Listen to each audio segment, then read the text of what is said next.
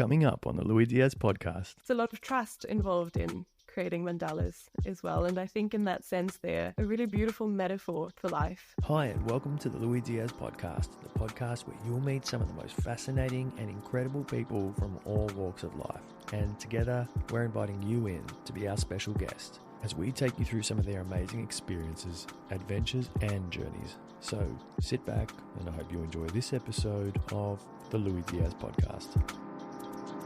All right, everyone, welcome to another episode of the Lui Diaz Podcast. You know what? I've got actually a really cool guest on today that, as this recording was approaching, I was getting more and more excited about chatting to. Maren Tigges, welcome to the Lui Diaz Podcast. So good to have you here for so many reasons, but welcome. Thank you so much, Louis. It's great to be here with you. My pleasure. And I think you were just saying before that you were getting a little bit excited to be here as well. Is that true? Yeah, definitely. It's the first podcast I'm on ever, but I'm excited for this experience. Could be the first of many. Let's do a guinea pig trial with you here. You know, one of the reasons why I felt like I wanted to record with you, I feel like you are so experienced already. You have so much experience and you're only so young. When I found out you were only 23, I was like, holy shit, is this what the 23-year-olds are doing these days? I kind of made me feel like I had a bit of a misspent youth, if you know what I mean.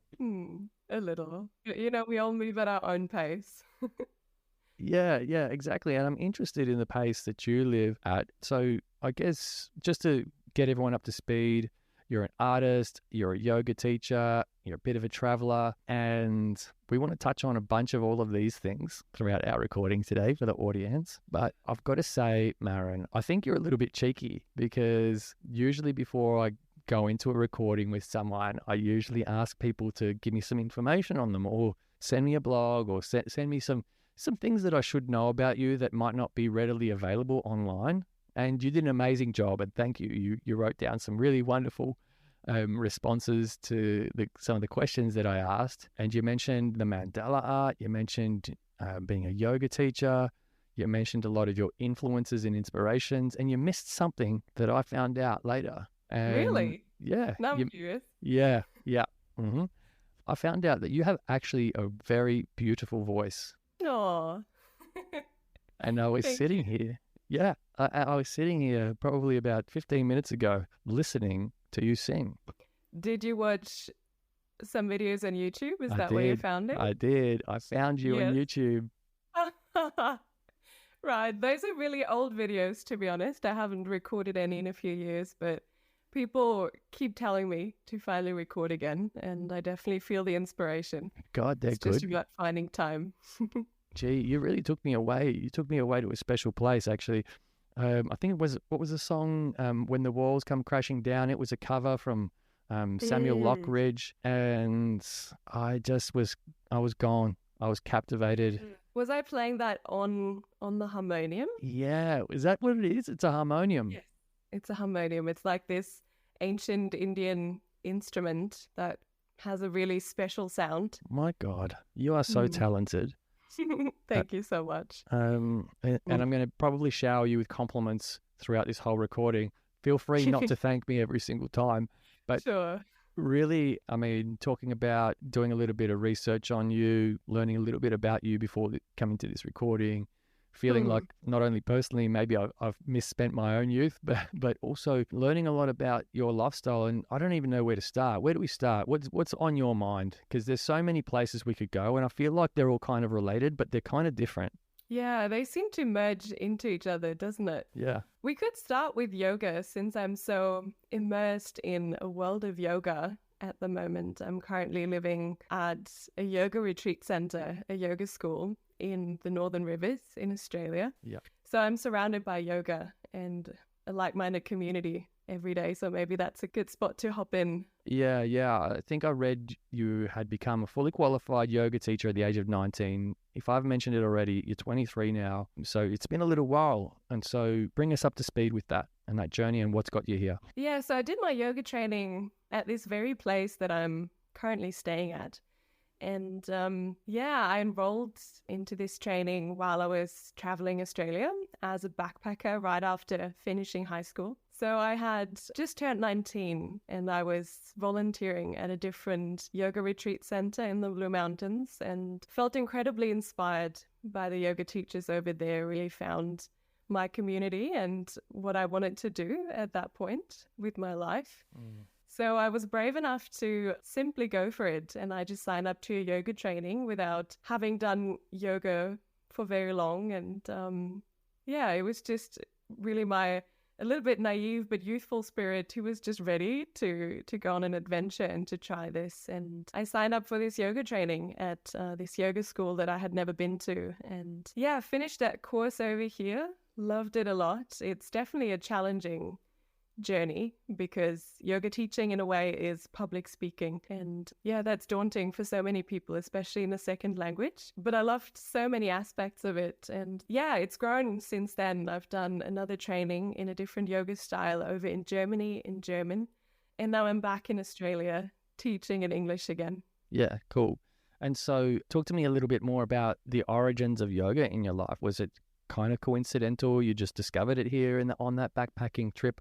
Or was there something, back home before you came here that was telling you that you wanted to do that a little bit more and you just kind of happened to be the right time when you were here? That's a good question. My first experience with yoga was by a dear friend of mine. She gifted me this yoga workshop where it was live music on the harp, a really relaxing type of yoga. And I went to this workshop and really resonated with the practice from the beginning. Felt very connected in that studio environment. And I went traveling shortly after that, after finishing high school. And I had this feeling that yoga is something that I wanted to check out. So I looked up yoga retreat centers on this volunteer platform called Workaway. And a really nice one popped up. And that's also actually where I met the person that connected the two of us that we both know. Yeah, Kat. That's right. Yes. So for everyone listening, earlier this year I recorded a really great episode with Kat Huang, and Kat mentioned that she knew this really cool person named Maren and that I should get in touch. So that's where you met Kat. Exactly. Just for a couple of days, I think. She was on a retreat at that place and I played some songs. I played ukulele and sang to the group within like a guided meditation setting. Yeah. And I think she really connected to that. Yeah, I think, I've mentioned it a couple of times now. I'm just getting all these flashbacks about a misspent youth. But really, one of the things that I'm sort of hearing is that you've had these really beautiful influences in your life from such a young age. I mean, to have a friend buy you this retreat gift or session gift, and there was a live harp playing. It sounds like almost in a way that you've grown into this really, really young, and you've been fortunate enough to get into that so early and just know that it feels right for you. Yeah, to a degree, I would say. I feel like I've been born into a supportive environment that allowed me to, explore my own path from a fairly young age. But the communities that I've really connected with, I've only discovered when I started traveling. Yeah. And the reason I was kind of a little bit like, where do we start, is because you're really well known for your mandala art. I guess there was an interview back home with a TV channel that sort of did a report on you. You've got a website that's dedicated to mandalas. There's, you run workshops and you teach people. And so, even at a young age, just seeing that you're a yoga teacher and not only you've got this art form, but you also teach it as well. It's become sort of apparent to me that you're a giver. That you're a teacher, you're a giver. Even when you were talking about in that retreat with Kat, you were talking about, playing the ukulele for everyone in the group. Is that something that's come naturally to you, to be a teacher and a sharer, or is that something you've had to work on? Yeah, teaching things and sharing things seems to come quite naturally. But it, of course, took a few years to find these things in which I'm really good at and wanting to share. And those things seem to be, everything creative in a way. Like I consider myself a creative on so many levels, where it's art, it's music, it's also yoga teaching itself is such a creative process. But that just seems to be my nature. I really, really, really enjoy it. Yeah, I'm still a bit mad that you didn't tell me about the singing earlier, and that I had to discover that myself. I was why would you? Because I always found that I've got a couple of creative talents, and there's too much going on to give all of them my focus at this point, because I'm also still studying in university. So I'm quite busy with all these projects that I want to bring to life. So I've had to direct my focus a little bit, and music seemed to be the one that doesn't get so much attention for now. Ugh. I love singing, but I've just invested a lot more time in building my art skills and sort of an art business and my yoga teaching. Yeah, I guess you're right. Like when you have so many options because you're just so talented, obviously something's got to go to the wayside a little bit and miss out. But yeah, it's super interesting that you say it also took you a few years to discover all this, because I'm like, you're only 23. Like you've discovered a lot of these passions well before a lot of people even start to question, you know, what they're passionate about. So I feel like you're really lucky in that regard. Yeah, I do agree with that. I often have the thought of like, you know, a lot of people end up in situations in life, like in jobs or career paths that are good for the moment, but that don't end up really serving their higher self or their dreams. And I feel like I was lucky enough to recognize these interests and dreams in myself early on, so that I don't have to spend 20 years pursuing something that I then realize is not really aligned. Yeah. I'd love to dive deeper on that, actually, because you mentioned that you like to help people unlock their creativity or unblock their creativity. And so somewhere along the line within you, you've realized that, hang on, there's these paths in life, and sometimes people take a path that they don't necessarily intend on taking. They just sort of get thrust into it. And then there's other people that are a little bit more mindful in the way that they approach life at whatever age it becomes. And they find these passions and gifts, and they're able to sort of help others to sort of bring them along on that ride, or help them discover their own ride or journey. And so I'm curious to get to know the side of you that has that recognition. Is it an everyday thing? Is it something that you fight for and strive for? Is it something that comes easily to you? Because I asked you to write down a little bit about your fears, and it did seem a little bit like you're still at a tipping point where these passions that you have in your life, they might at some point need to be sacrificed for financial security or something like that. Do we go there? Can we go there? No, we definitely can go there. Thank you for asking. Yeah. You don't have to have an answer for that, by the way. Like, I mean, that's just me throwing that out there and going, Yeah. Is there something more here? Enjoying the episode so far? Be sure to follow us and leave us a review on whichever podcast platform you're listening on. Thanks, and enjoy the rest of the episode. Yeah, there's more.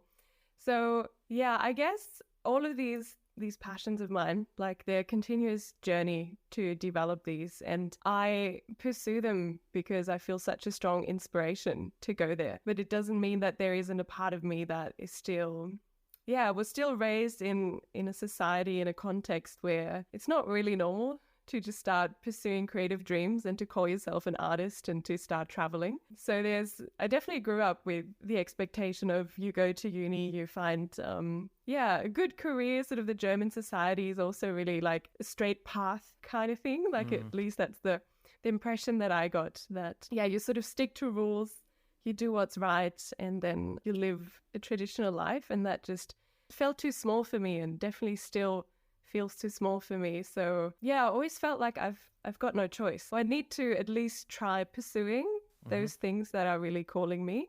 And if later on down the line I somehow fail or have to limit my freedom to a certain degree in order to do something more traditional or something more stable, then that's okay. Then I've tried. But I don't think I could live a normal or mediocre life without at least, having tried to become a full-time artist, or having tried to live a meaningful life in that way. But there's definitely fears involved, and it's not like I live of my art completely yet. Like all these things are still evolving and growing. But my fears definitely go into, and insecurities definitely are connected to that. And yet you've got all of these really amazing influences from all of the different things that you have that hopefully are able to keep you mentally or emotionally supported, or help you feel. Clearly, like I've chosen to live in a community context, at least during this travel year that I'm spending here in Australia again. And it's an incredibly supportive community of people making alternative choices and choosing a different life. And my talents seem to fit right in these environments that I'm now living in. So I get a lot of appreciation for my talents and skills over here, a lot of encouragement, which is beautiful.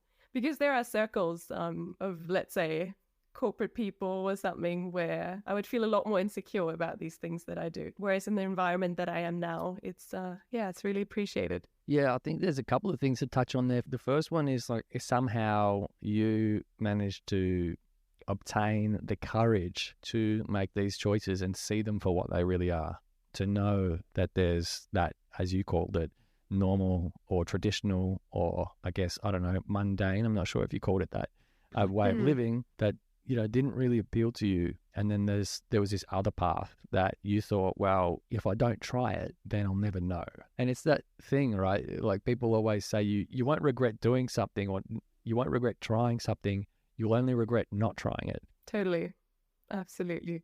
So far, I have no regrets, at least regarding, those big choices. And definitely coming to Australia, those 3 times that I've been here was always the right choice. Like there's a lot of transformation happened for me in this place. Mm-hmm. Yeah. And I feel like you also touched on something else there that's really super, super important and that I'm coming to really appreciate more and more. And it sounds like you've already sort of got there. By the way, I've got 15 years on you and I'm sort of just learning these things now or starting to have more of an appreciation for these things now. And maybe because I was naive in my own right. You mentioned naive before and I was like, hey, we're all naive. Yeah, in a way, hey.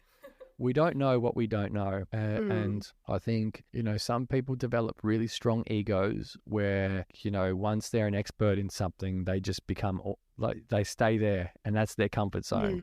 And for them, it's comfortable to be an expert and surround themselves by people that admire that. And for some of us that want to choose maybe less traditional paths, artistic, creative things, it's really important for us to find supportive people that are going to, I don't know, not keep us, I guess, delusional in any way, but to help us to fulfill that and to help us feel mentally and emotionally in a place where we can continue to follow those things. Yeah, clearly. And there's so many successful creatives that I look up to. In many ways, I feel like I'm just at the very beginning because I'm not, my art account is not big on social media yet. And there's lots of goals for me to reach in yoga and art still out there. So in a way, I feel like I've just started. But then looking back, I've also been working on these passions for quite a while. Yeah, you have. And, it might be another 10 years or so. And then you'll just realize that you'll still be young. And then you'll realize that you've put half of your life into this. And now it's sort of coming to fruition. It's just, I think, with a lot of these creative pursuits, it's just a war of attrition, right? Who can hang in there the longest? Totally.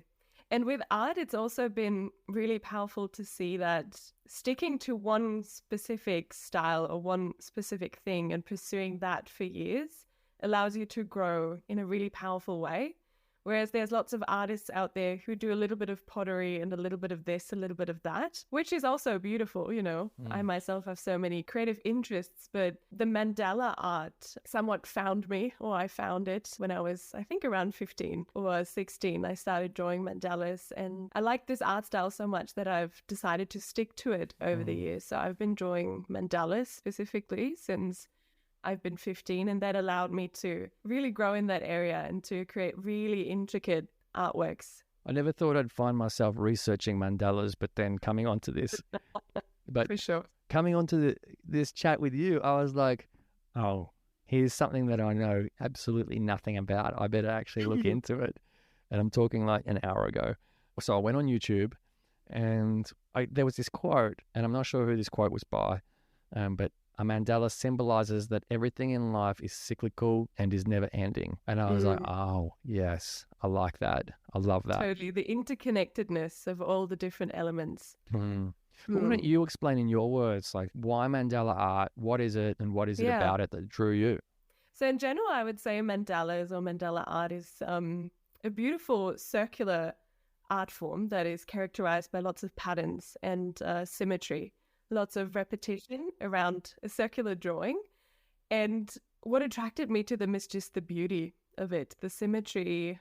I just love looking at them, to be honest. Traditionally, they've also been used as a meditation tool in different cultures where you sort of focus your eye on the center of a mandala and it sort of has this, a meditative effect on your mind in a way, but I just find them incredibly beautiful, and the process of drawing them can be meditative in itself because it's a repetition of the same shapes all the way around the circle, which some people find boring. Like, you need a lot of patience for this art style, but it helped me develop these qualities for sure. And what I love about mandalas is that they grow out of a circular point and then they go outwards. And I approach them in a sense that I never plan my mandalas. You simply, sometimes I have an idea, but usually I just start in the center, and then you trust the process. You keep taking one little step at a time. You simply choose the next pattern, and then it grows into this beautiful image, beautiful artwork that turns out better than you could have planned it. So it's a lot of trust involved in creating mandalas as well. And I think in that sense, they're a really beautiful metaphor for life. Whereas if you simply start at a particular point and then take one step at a time and keep going, then it will grow into a beautiful final result that you couldn't have planned in that way. I'm on your website at the moment. Did you mandala the world? Is that the world map? Yeah. I've done several world maps, actually. That's so cool. Yeah, they've been really popular. Well, that is super cool. But I'm on your website. For everyone listening, it's marendalas.com. Yes. I'm on the gallery page. I'll share it all later. But yeah, the reason I'm flicking through now while you're talking is because I'm still kind of intrigued. I still feel like I'm new. While I was doing a little bit of research, like I mentioned earlier, on mandalas, I realized, hang on, wait, yes, these geometric shapes are probably for those at home that are still kind of curious about it and just listening. Imagine a dream catcher, that circular shape of a dream catcher is kind of the closest thing that you might see to the representation of a mandala. So if you're struggling to picture what it might look like, just think about a dream catcher. But certainly on your website, you've got some really interesting, beautiful designs. Obviously, you do some private ones for people. And then there's these cosmic kind of spiritual designs that you do. And they look so intricate. How do you do these? So they've gotten more and more intricate, more and more detailed over the years. So I draw with a little, really thin black fine liner. Like, all of these artworks are drawn on paper. And I start all my mandalas with a compass. You call it a compass, right? Or a protractor. So that's the base for keeping the symmetry. And then I draw all patterns with a pencil first and then trace them with the fine liner. So that gives you a chance to correct some imperfections. Whereas if you look at it from far away, they look perfect. But if you look close, you can actually tell that it's drawn by hand. But that's, in a way, what makes them beautiful and different from just computer-generated mandalas. I like that.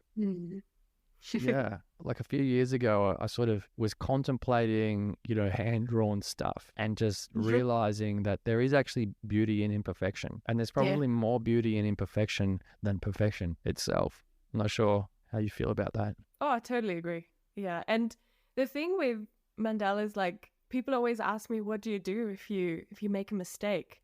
And I've made lots of mistakes, but sometimes that led me to creating a new pattern that I wouldn't have thought about. So if I by accident draw a line that wasn't supposed to be there, then I need to adapt the pattern all around the circle and turn it into something else. I'm kind of trying to piece all of these influences in your life together. As I mentioned earlier, there's a few different touch points. There's the mandala art, there's the yoga, and I didn't know where to start. And I was asking you, where should we start?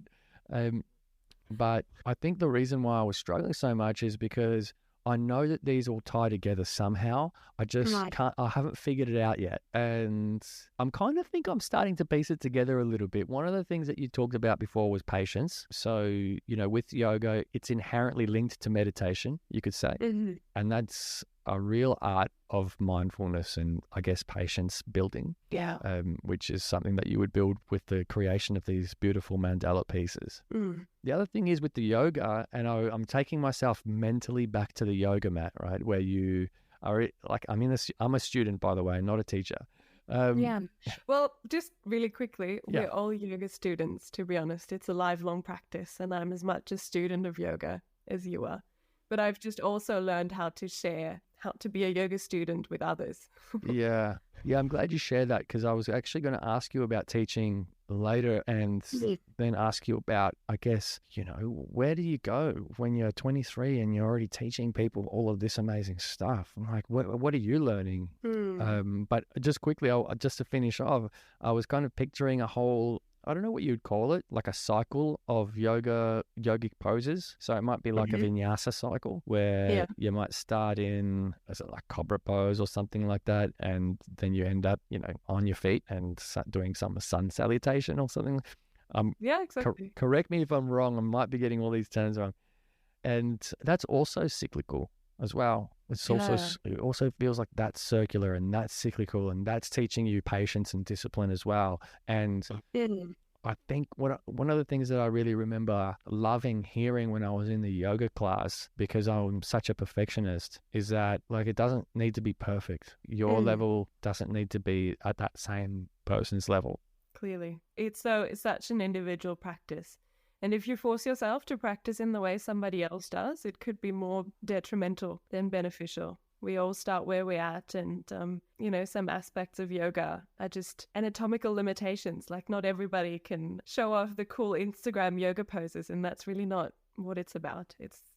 In a way, it's about coming back to the self and sort of tuning inwards, exploring internally through breath, through mindful movement, through meditation, learning about yourself. And of course, at the same time, it's also a physical practice. It's about moving your body and keeping or building flexibility and strength at the same time. But yeah, the concept of yoga is so much larger than the physical practice that people usually know about. Like, there's a whole philosophy around yoga and ancient yogic wisdom texts. So in these yoga trainings, they teach the different layers of yoga. They teach you how to instruct people on how to do physical poses, how to keep people safe, how to accommodate different levels of practitioners, different body types. But they also allow you to dive into the philosophy of yoga. And at the moment, I have the privilege of sitting through the training again that I myself did 4 years ago. So it's a 200-hour Vinyasa yoga teacher training. And I'm here back at the place where I did my training to work as an assistant teacher. So essentially, I'm spending 6 weeks guiding a group of yogis on their journey to becoming qualified yoga teachers. And I learn as much as they do, but in a way, it feels like a step up from a yoga student to a yoga teacher. And now I help instruct new yoga teachers. So that's where my yoga growth is happening at the moment. You're listening to the Lui Diaz Podcast.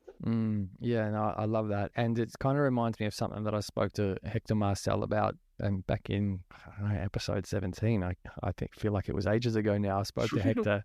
But yeah, we were talking about that whole concept around becoming the teacher again. And he was talking about Buddhism and like the traditional Buddhist mindset is that the person you're teaching will one day become your teacher. And so that you should give them your absolute best.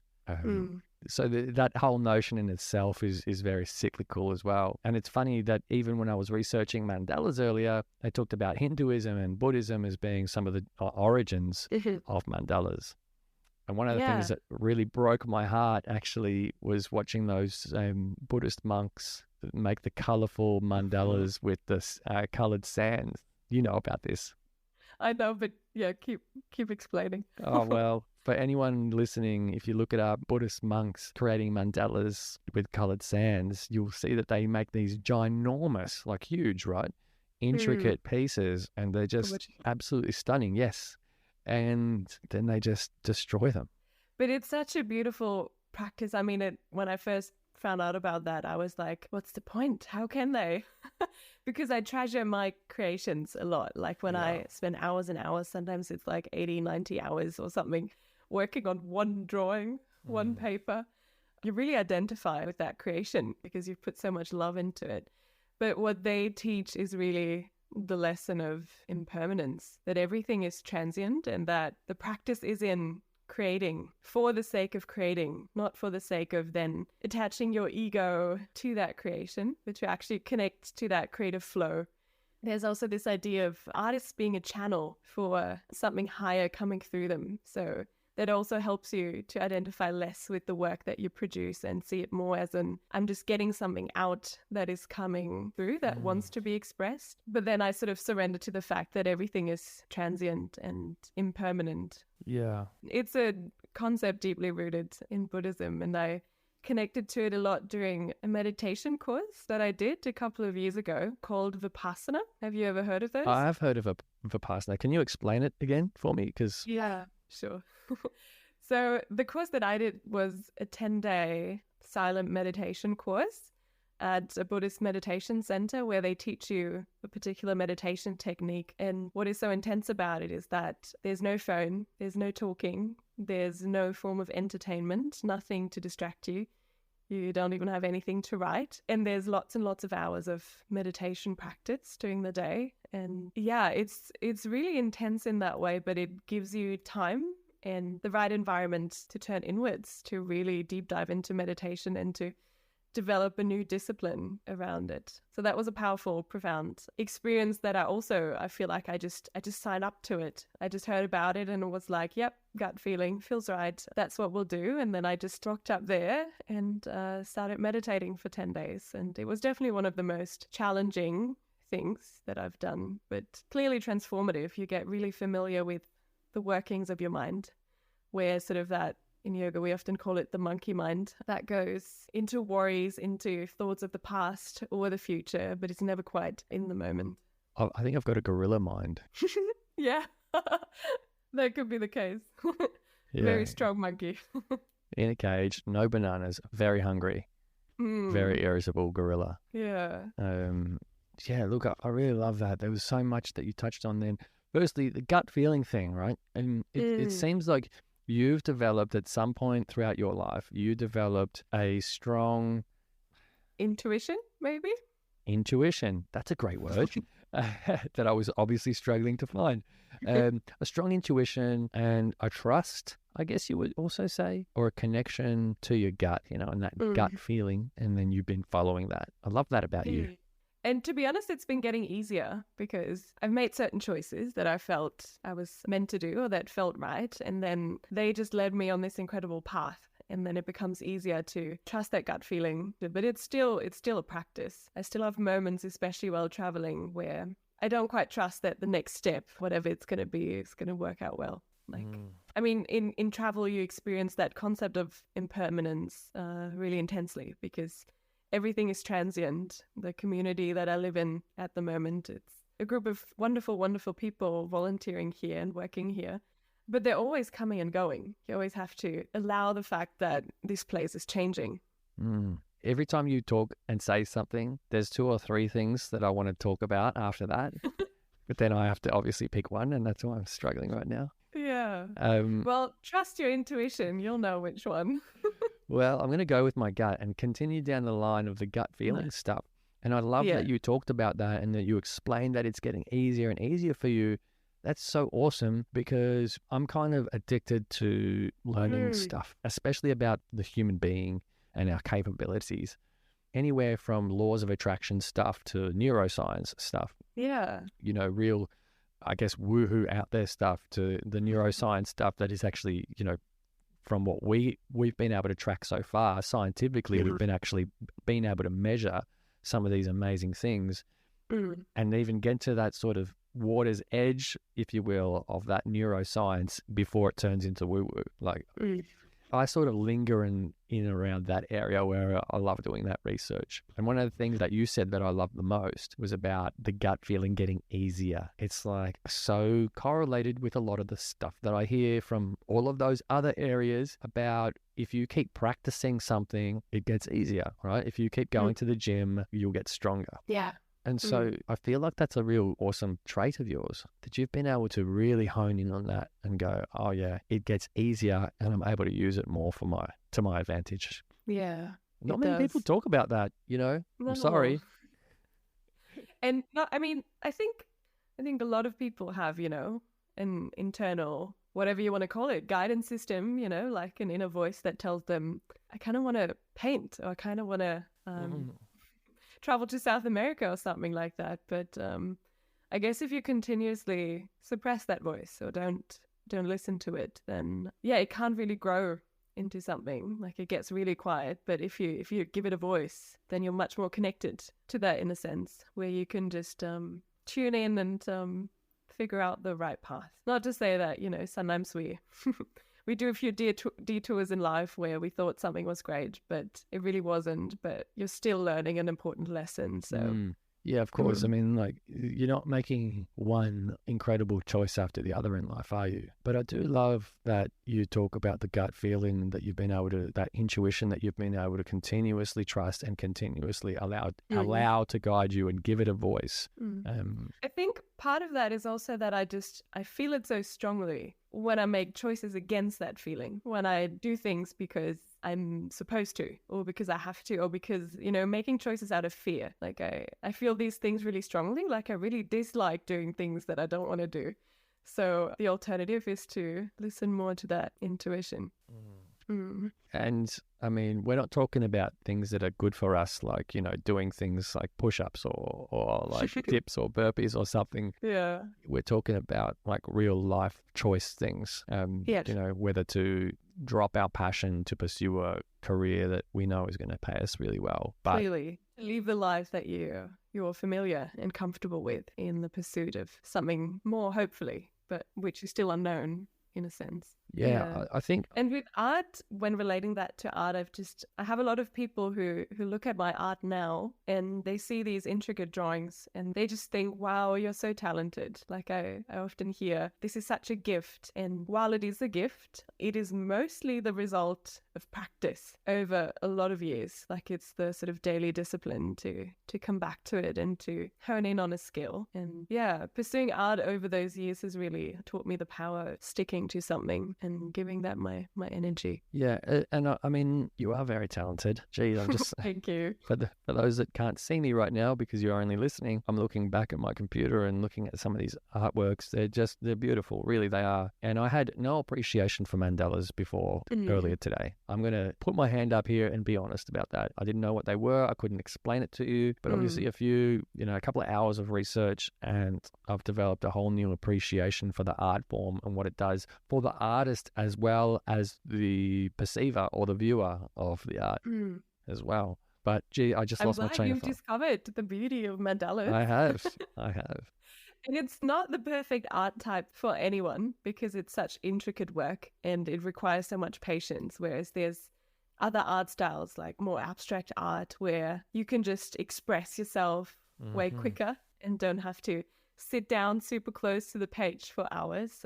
For me, it's also a good practice to sometimes break out of this particular art style. For example, a few days ago, I went to a live drawing class, which is essentially a 2-hour session where you draw a live model who in that case was naked in different positions.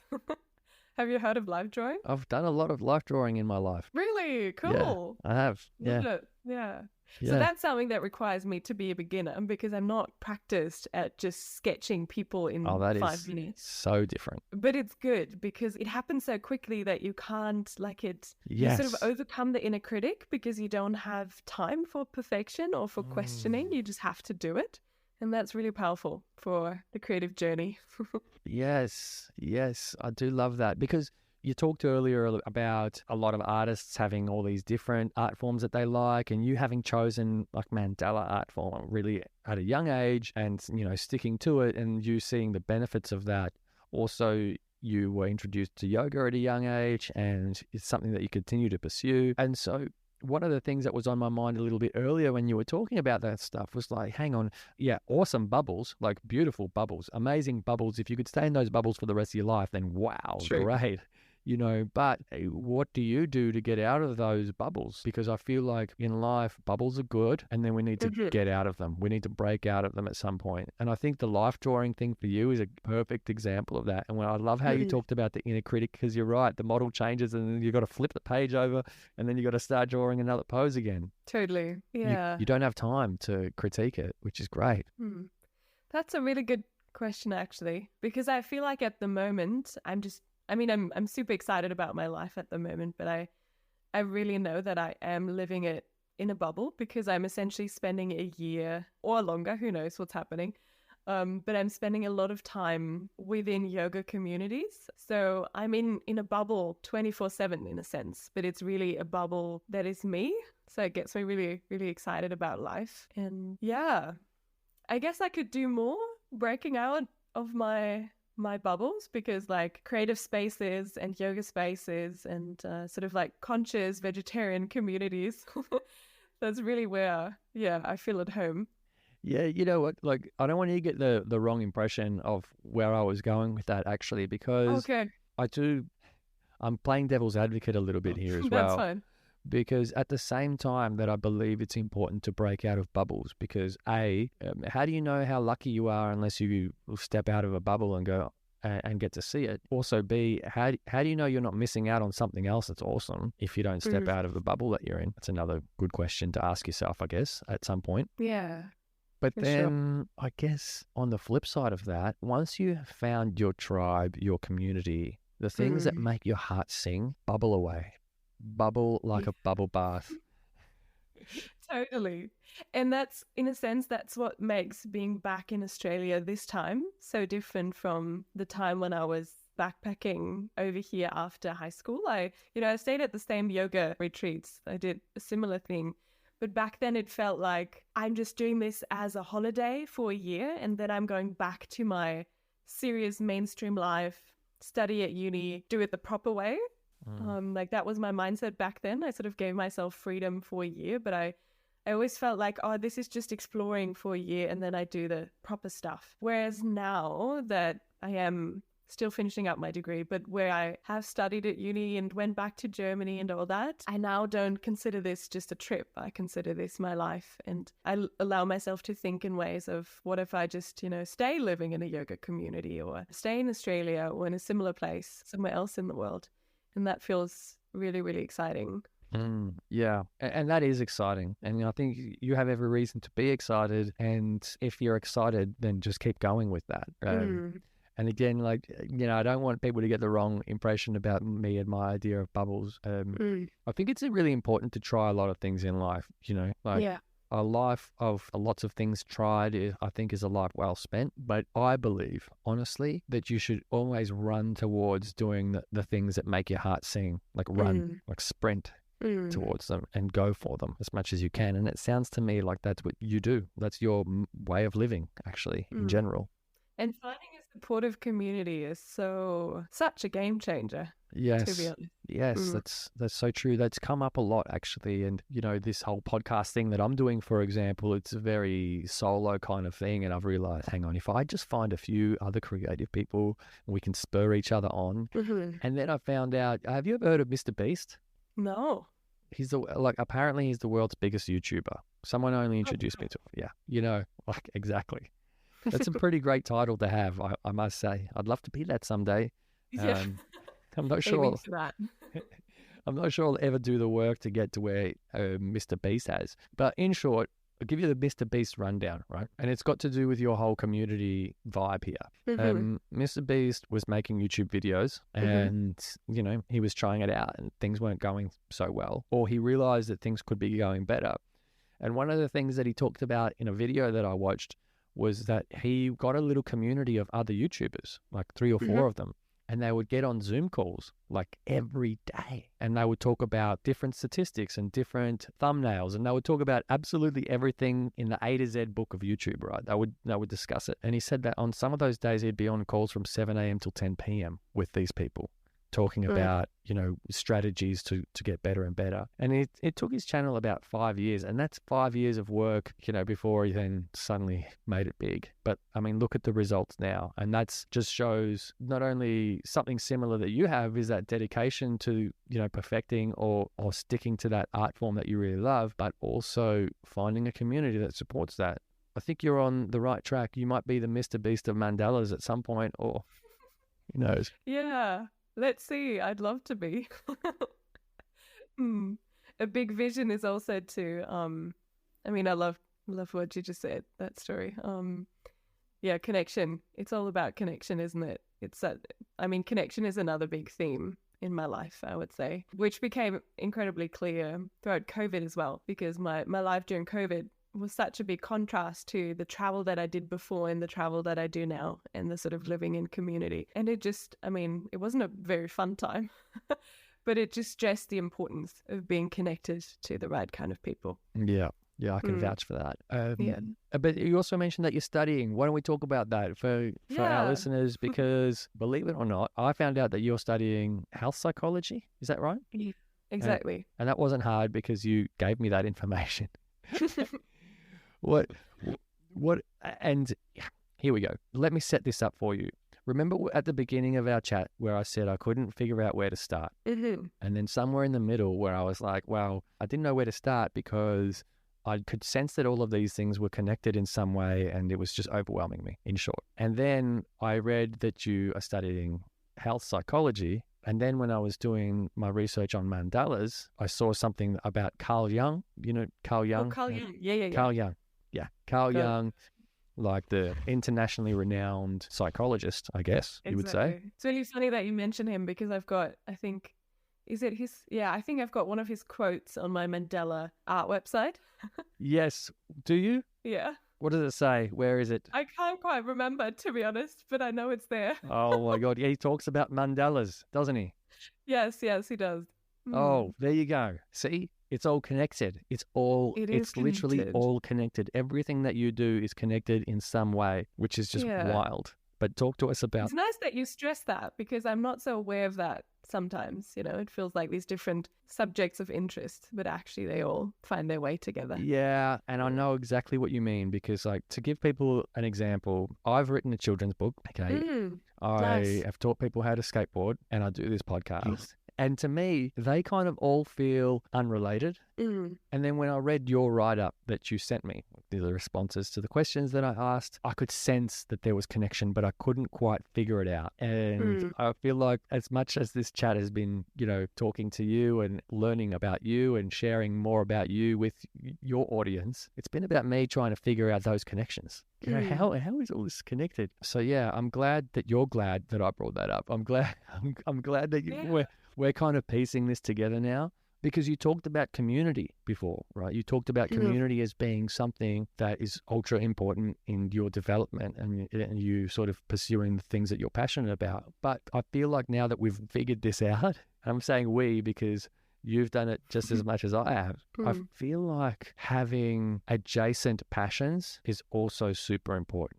Like not writing a children's book and then starting a podcast, but doing mandalas and yoga. Does that make sense? Yeah, what does you said a word there that I don't know. Adjacent. Adjacent means like parallel or synonymous, like synonymous passions, like things that you could almost stick in the same bubble. Yeah. Or group together as things that are similar or correlated. Does that make sense? Yeah, and it's incredibly exciting to connect different passions, I would say. I don't think it's a must. I think you can also keep interests that don't quite correlate and be, you know, part of different bubbles that don't merge in a way. Really, it's kind of nice when they do. And on the topic of interconnectedness of different passions and subjects, one of my big plans and dreams for the future is to run retreats, which is very common in the yoga world, but I just resonate with it a lot, to take like a group of people to beautiful places. So there's travel there and then there's connection building within the group. So authentic human connection is there. And then I would love to run yoga and art retreats, so combine the practice of yoga with like expressing yourself through different forms of art. So that is, I would say, the vision for what I'd like to grow into in the future that would bring all of this together in a sense. Yeah, that does sound exciting. Actually, you know what? Yoga, life drawing, clothes on, but the different poses, like yoga poses would be so interesting to draw. Yeah. It's funny that you say that because the current artwork that I'm working on has 3 yogis in the center, 3 women in different yoga poses, and then all the intricate patterns sort of growing around them. So if you go on my Instagram, you'll find it. It's not on the website yet. Okay. Yeah, I'm on the website. But I mean, do you think the life drawing is helping with that in any way? If you haven't already, find us on Instagram, Facebook, YouTube, or TikTok, where you can catch additional content and grace us with your thoughts. Thanks again and enjoy the rest of the episode. it's a new skill in enjoying. And I think what makes live drawing such a good practice is that you have to observe and then replicate. Yes. And in patterns, it's often the same. Like when I find inspiration in nature, or just shapes that I see in the world in architecture, or even just patterns that I find in other people's work, it's sort of like observing and then replicating in your own way. So that's a great skill. Yeah, that's so funny you say that, actually, because it zooms me way back to the reason why I stopped life drawing. Yeah. And it was because I was trying to illustrate the children's book that I wrote, and I would sit down with a blank piece of paper, and I found that I just couldn't draw. I couldn't draw the things that I wanted to draw, like a dog, for example. I just was really sucking really bad at drawing a dog. And it took me a little while to figure this out. Like, why is this so hard for me? I'm an awesome life drawer. I could go into a life drawing class and sit at a 20-minute pose and like make this like little masterpiece on newsprint and then roll it up and throw it in the bin on the way out, I guess, because I wouldn't take them home. But I was like, I've only been practicing drawing things that I see. And it's actually detracting from my ability to draw things that come from my imagination. Like this cartoon dog has to come from my imagination, and I'm not used to drawing in that way. And that was a correlation that I made, that eventually I stopped life drawing and I never went back. And that was about 10 years ago. Wow. That's so fascinating. Yeah, there you go.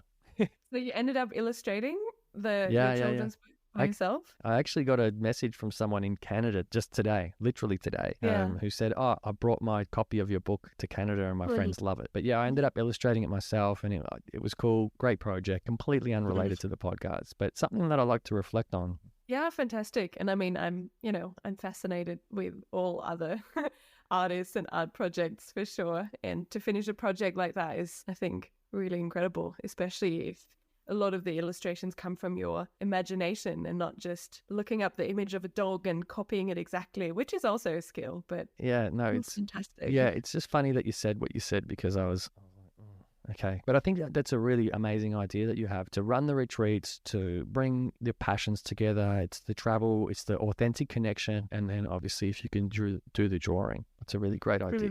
But you're right, retreats are really synonymous with yoga. Like, it seems like everyone's doing them these days. And I mean, why not? They're like a holiday that gives you connection to the self, connection to others, like a conscious break from life in a beautiful environment. Like, I think there's so much potential. It's like a retreat is simply a framework that then allows you to do really powerful work with people. But have you ever been a bad girl, Maren? Like, have you ever just like gone off the rails for a weekend and gone party? Oh, that's a funny question. I was never huge with partying. I mean, there was some in my teen years, of course, but I mean, those interests in yoga and art and sort of alternative living, they all came really early in the phase where lots of people would sort of have their typical uni days and party lives. So I feel like in some sense I skipped that, which is also why I chose to study online. So I do uni online because I never felt like I needed the typical uni life experience, and I wanted to stay location independent, which served me really well. That choice. Yeah, especially if you're trying to stay out of that sort of party environment, right? Yeah. I mean, during my travels, I've done some crazy things. Well, how much time do you have? What was that? Talk to us about those. Okay. One crazy thing that I've done is, I hope this is okay to share. So I was 19 and I stayed at a clothing optional banana farm and volunteered there. Okay. And which option did you choose? A community where you can, be yourself fully, whether you choose to wear clothes or not. And I find the experience of being, naked in nature quite empowering. That was a bit of a funny experience. No, I love it. But, I'm thinking, you know what? I don't get naked in public much. That is one thing that I regret about my life, and I want to change for sure. And I've really enjoyed going skinny dipping the times that I have. Yeah. But also, I do see the advantage of having clothes on, especially when there are mosquitoes around. which they just seem to be really attracted to me. Mosquitoes love me, and I feel like when I've got clothes on, I'm giving them less real estate to work with. Mm. And I mean, clothes themselves are like such a way of expressing yourself too. Nothing wrong with clothes, but I think the experience of not having that sometimes, just these few experiences in your life can be really empowering in like boosting body image and owning this vessel that we live in. And it definitely did that for me. Earlier this year, I did another really cool experience. I did a photo shoot with a friend of mine who does beautiful portraits of women in nature. And they're usually naked as well. So we were in the rainforest in this beautiful creek with little waterfalls and palm trees and just beautiful rainforest surrounded by me, and took photos. In some of them, I was covered by this huge monstera leaf. And I just felt like so connected to nature. I just felt like a tropical rainforest fairy or something. Yeah. Really embodied. Really confident. And I think that's also kind of correlated to, I guess, all of your other things as well. When we think about... But I guess in general in life, I haven't been very rebellious or very crazy. Like I'm usually quite an organized person. I like to plan things. I like some level of safety in my plans and in the things that I do. And they're just alternative. They're not so wild. I mean, sometimes. Maren, I think in that way, I can safely say that we are total opposites. Really? But, I think as I mature, that I am gaining more and more of an appreciation for the way that you love to live and that way of life, because I think I've sort of done the rebellious kind of, the partying and the wild side. Yeah, never too crazy. Yeah. But then again, I'm not sure why I said that, because I think what I think is too crazy is probably really extreme, and I've probably done stuff that other people think are really extreme as well. Yeah. So, yeah, getting more and more an appreciation for that calm life. Because, and the reason I asked that, actually, it was funny that we went on this tangent where I was like, have you been in Naughty before? Is that you were talking about the retreat being a perfect mix of travel, and it's like a holiday. And I was like, I don't know what you're doing on holidays, but when I'm on holidays, I'm buying packets of cigarettes and there's margaritas, and I'm jumping into the pool, and that's not the way I want to live forever. Yeah. But it's funny that you say that the retreats are like a holiday. I really would love to do that at some point in my life. And feel like it feels right. I'm not sure. Am I there yet? Can you help someone like me? Can I help someone like me? Good question. I mean, I think yoga is a powerful tool. It is. You seem to be already like expressed or like on the path of expressing yourself through creativity in a big way through this podcast and through your other projects. So I think you're really, really, in your passions in that way for sure.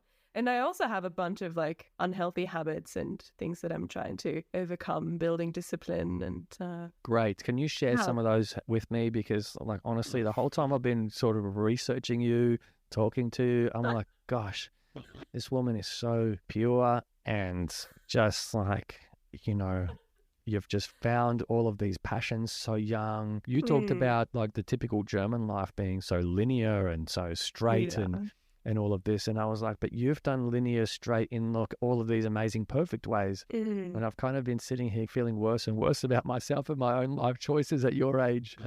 Well, I really don't want to give you that feeling, to be honest. No, that's definitely internal. You're not doing that to me, by the way. Okay.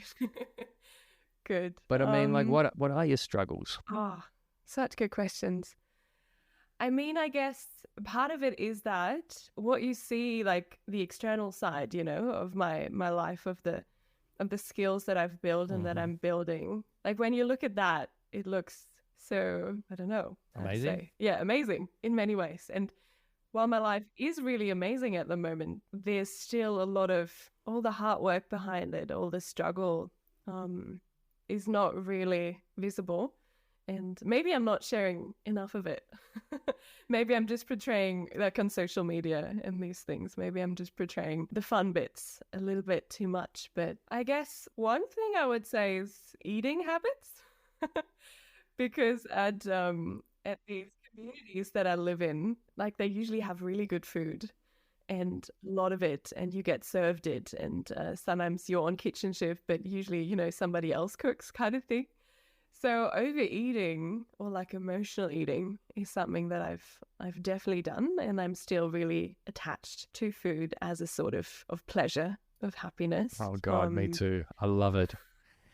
So that led to just always wanting to lose weight. Like that's just been a continuous thing in my life. Not to say that I'm not happy with my body, like I have a deep appreciation for it in many ways, but there's still moments where I'm like, come on, I don't fit the ideal of what I would like to look like. So I would say that's a struggle. And this whole search of finding my community, leaving Germany, traveling, and sort of starting to now build a different life, all of that came from a place of I don't really have the community that I want, or I don't really see people living the life that I want to live, or people around me, their lives just seem too normal, too boring. Like it all comes from a place of I don't quite fit in. I want more. I need to go search for more. So that process, of course, was and is painful. I wasn't just born into a creative community and family of yogis in a beautiful, warm country, you know, like all of that wasn't the case. It just sort of... You've created this. I searched it out. But that process definitely comes with the pain of not having that in a way and now wanting more. And there's still lots of self-doubts because I've been drawing and posting on social media for a long time and I'm not big yet. And I'm like, what do I need to do in order to get there? I kind of know, but it's also, you know, so much luck and algorithm and consistency. Yeah. And then in yoga, there's so much to learn still. My senior teachers that I've learned from, they're still such a different level of teaching. Like it just continues. And there's lots of yoga offerings out there and you really have to find your niche and little corner. Yeah, I think that's it. I mean, at the moment, my life feels pretty smooth. But yeah, during COVID, definitely wasn't. Yeah, for sure. No, and thank you for opening up about that. You know, I kind of feel like I opened up this conversation about my own struggles and my own imperfections and the things that I've, you know, obviously some of the bad choices that I've made over a long period of time.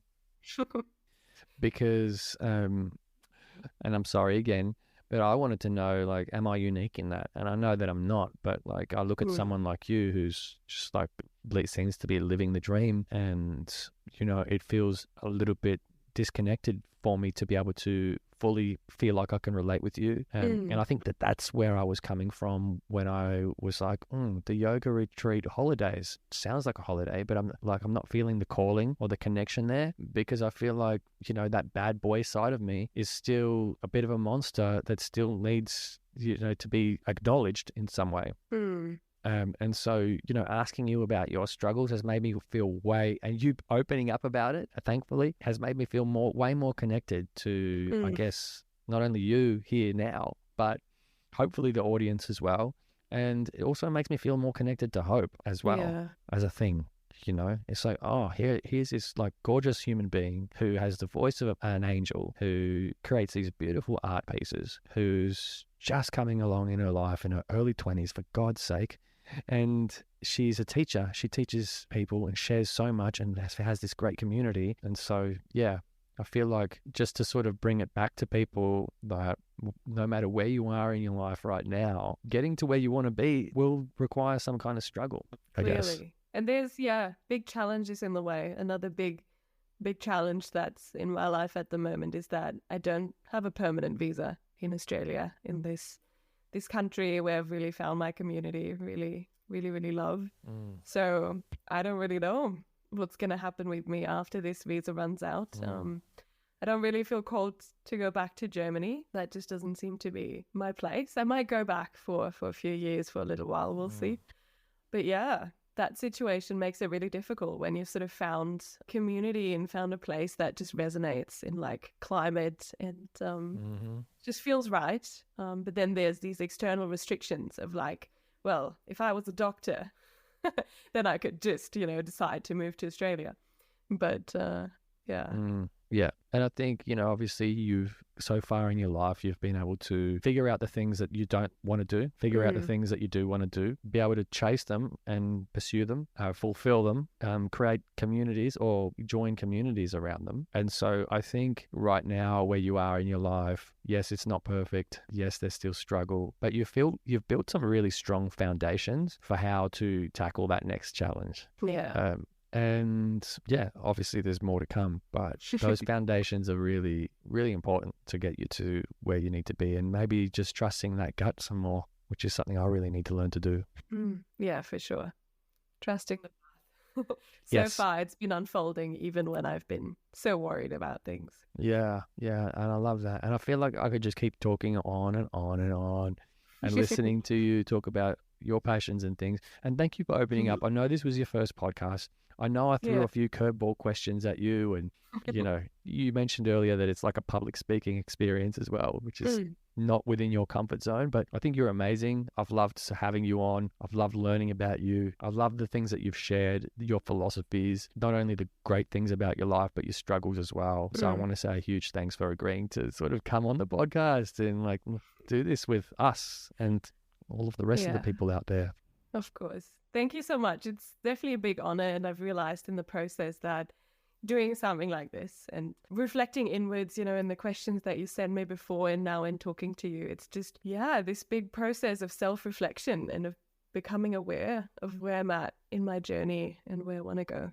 Like it's good to have that reflected back, to hear your story or to tell your story in a new way. Yeah, and maybe even having me sort of shed a little bit of life on the interconnectedness of everything as well. Yeah, that was really good, those connections that you drew. Yeah, thank you. But I mean, obviously, it's all inspired from the way that you live. Like looking at all of the things that you do and the way you live is super inspiring to me. Something that obviously I can't turn back time and to do myself. And I have absolutely no regrets, but something that I find really admirable about you. And I wondered maybe if you've got any little gold nuggets to leave our audience with before we go. Yeah, that's a nice thing to close with for sure. So, good question. It's a big one. I think something that I find really important is to just take dreams, especially creative dreams or alternative dreams, seriously in our lives. And to find a supportive community really that encourages us on these individual paths. For creatives, I really recommend the book The Artist's Way by Julia Cameron. Can't really go into it with too much detail now, but it's an incredible 3 months self-development journey that helps get past creative blockages. So that's something that I can really recommend. Other than that, just making time for the things that matter, making time for creativity, but also for rest, another big lesson. Taking our dreams seriously and making time for the things that matter. I love it. Thank you. And I just want to say again, it's been so great to have you. It's been so great to connect with you. I think a lot of people don't realize that when I do these podcasts, it's almost literally the first time I'm seeing someone and speaking to someone. We had a small chat on the phone the other day, but I was like, let's keep this quick before you tell me all your great stories. So it's been really great to have this connection with you. And hopefully, while you're still in Australia, we can meet someday and you can show me how to make some of these mandalas. Yeah, that'd be lovely. Nice. Awesome. Well, thanks so much, Maren. It's been great to have you. Thank you. Thank you, Lui. We'd love to know what you thought of that episode of the Lui Diaz Podcast. You can find us on Instagram, Facebook, YouTube, and even TikTok to let us know. And be sure to follow, subscribe, and leave us a review on Spotify, where you can catch some of our other really great episodes. Thanks for listening, and catch you next time.